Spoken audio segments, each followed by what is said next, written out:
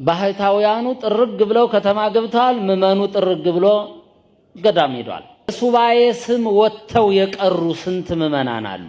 በጸበል ስም ሄደው በየቦታው የሞቱ ስንት ምመናን አሉ። የሉ አተት የሚባል በሽታ ወደሚጠመቁበት ቦታ ተጥረግርጎ ገብቶ ብዙ የዋህ ንጹሃን አላለቁ። ጨካኝ ካህናት ደግሞ አስከሬኑን ማንሰጣችሁ ጽድቅ ነው እዚህ ተቀበሩ ይሏቸዋል። እንዴት እንደሚቀልዱባቸው ወላጆቻቸው ደጋፊ አልባ የቀሩ በየቤቱ ስንት ቁስል አለ። በክፉ ቀሳውስት፣ በጨካኝ መነኮሳት፣ በክፉ ጠንቋዮች።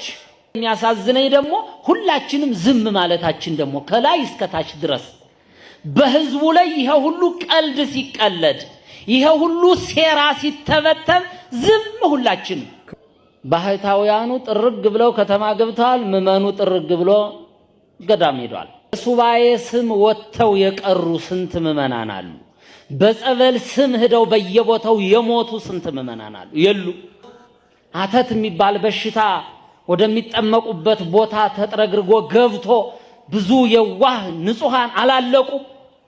ጨካኝ ካህናት ደግሞ አስከሬኑን ማንሰጣችሁ ጽድቅ ነው እዚህ ተቀበሩ ይሏቸዋል።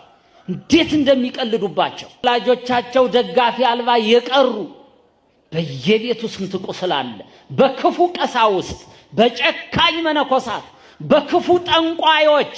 የሚያሳዝነኝ ደግሞ ሁላችንም ዝም ማለታችን ደግሞ ከላይ እስከ ታች ድረስ በህዝቡ ላይ ይሄ ሁሉ ቀልድ ሲቀለድ፣ ይሄ ሁሉ ሴራ ሲተበተብ ዝም ሁላችንም። ለምን ይሄዳል ሰው? እንዲህ አይነት ቦታ ለምን ይሄዳል? እንደዚሁ ጀልባ ሰምጧል።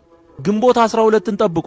የዚች ሴት በዓል በሚከበርበት ይሄ የሙታን መንፈስ በሚጠራበት ቀን ሰው ያለቅሳል፣ ይጮሃል፣ እሪ ይባላል፣ የተገኘው ይቀበራል። ከዛ በኋላ ይረሳል።